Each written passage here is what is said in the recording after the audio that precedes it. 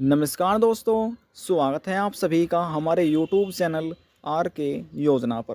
Pension से जुड़ा हुआ एक और नया ताज़ा अपडेट, लेटेस्ट न्यूज़ आप सभी दिव्यांग, विधवा, वृद्धावस्था और कुष्ठावस्था पेंशन धारकों के लिए लेकर हाजिर हो चुके हैं।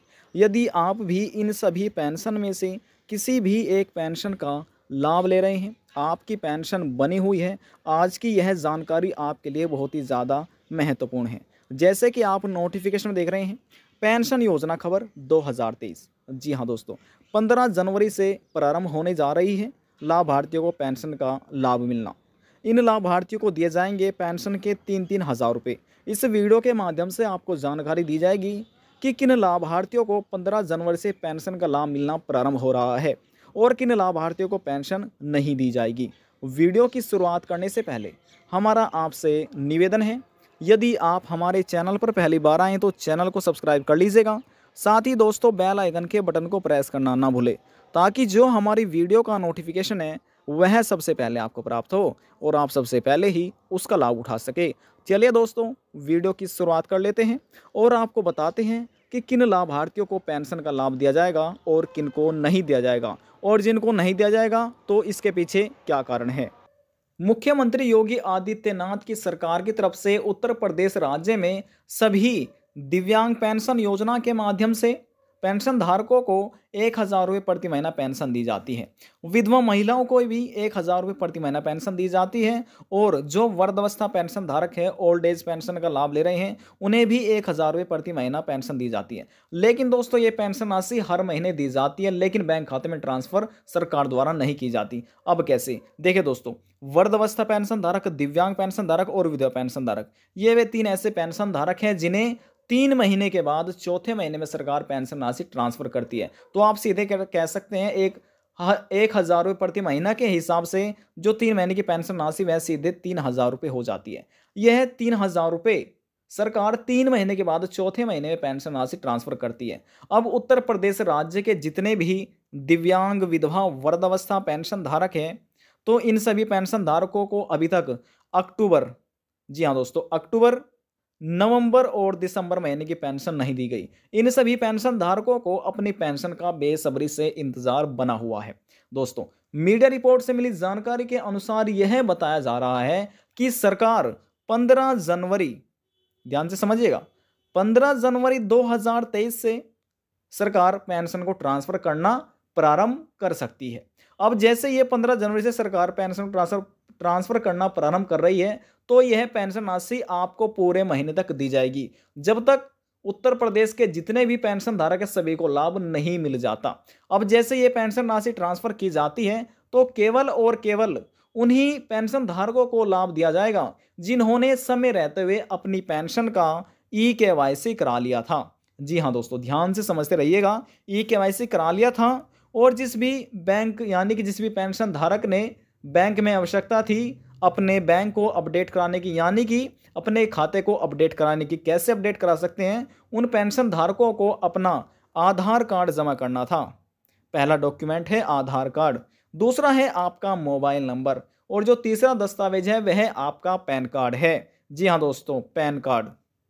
पहले जब सरकार द्वारा जुलाई, अगस्त और सितंबर महीने की पेंशन ट्रांसफर की नहीं की गई थी, तो कुछ ऐसे पेंशन धारक थे जिनके पेंशन एप्लीकेशन फॉर्म में गलतियां हो रही थी, और कुछ ऐसे पेंशन धारक थे जिन्होंने अपने बैंक में अपना आधार कार्ड, मोबाइल नंबर और पैन कार्ड जमा नहीं कराया था, और ई-केवाईसी भी नहीं कराया था। तो ऐसे पेंशन धारकों की सरकार ने पेंशन किस्त को रोक लिया गया था। किसी की 3,000 रुपये प्रति महीना पेंशन किस्त रुकी हुई है, तो कुछ ऐसे पेंशन धारक हैं जिनको 3 महीने के बाद चौथे महीने पेंशन राशि जो 3,000 रुपये दी जाती है, तो 3 महीने की पेंशन राशि रुकी हुई है, 6 महीने की रुकी हुई है। अब ऐसे पेंशन धारकों को समय रहते हुए, जिन पेंशन धारकों ने अपना ई-केवाईसी का कार्य पूरा करा लिया है और बैंक सत्यापन यानी कि बैंक केवाईसी करा लिया है अपना आधार कार्ड, मोबाइल नंबर और पैन कार्ड जमा करके, और जिसके पेंशन धारक के आवेदन फॉर्म में गलतियां हो रही थी, नाम में, स्पेलिंग्स में, मात्राओं में, वह महिला है या पुरुष है, जेंडर में कोई गलतियां हो रही थी,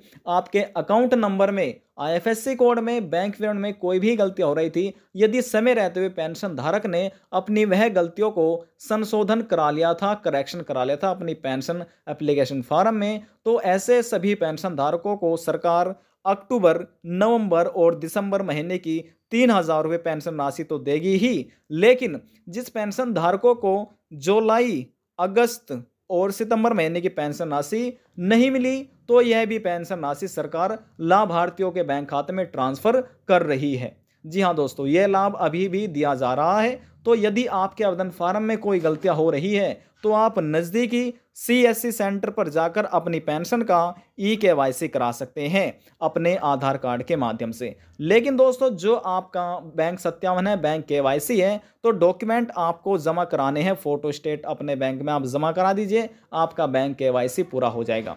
लेकिन जिन पेंशन धारकों के एप्लीकेशन फॉर्म में गलतियां हो रही है, नाम में, स्पेलिंग्स में, मात्राओं में कोई भी गलतियां हो रही है, तो गलतियों को सुधार कराने के लिए आपको अपने जो ब्लॉक के अधिकारी हैं वहां से आपको उनसे मिलना होगा, और वहां पर या तो आप ब्लॉक के अधिकारी से मिल लीजिए या फिर अपने आप जिला समाज कल्याण में चले जाइएगा।